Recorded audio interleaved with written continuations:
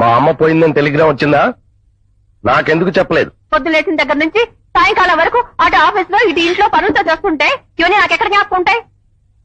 అయినా వయసు అయిపోయిన ముసలిదే కదా. అయినా నా తల్లి ఏమిటి మృగంలో ప్రవర్తిస్తున్నారు?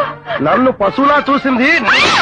వంట చేయడానికి కాళ్ళు పట్టడానికి సిగ్గుపడలేదే, కన్న కొడుకును పాడు చేశావే, కట్టుకున్న మొగుణ్ణి హీనంగా చూసావే. నిన్ను చూసి చుట్టుపక్కల సంసారాలు కూడా నాశనం అయిపోతాయి. అన్నయ్య చూడండి, ఆయన నన్ను కొడుతున్నాడు.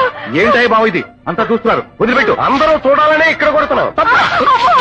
ఉద్యోగం చేస్తున్నానని కదే నీ అహంకారం. మనే అది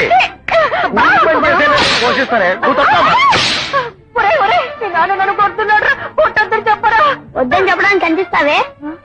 ఎరా అమ్మతో బేరాలా?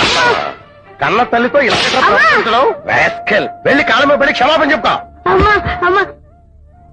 ఆడదానికి సమాన హక్కులు అంటే ఉద్యోగాలు చేస్తున్నాం, ఊళ్ళో వెళ్తున్నాం అని మొగుళ్ళ చేత ఊడిగాలు చేయించుకోవడం కాదు.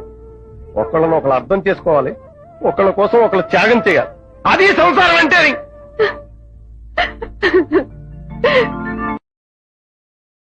Download ShareChat.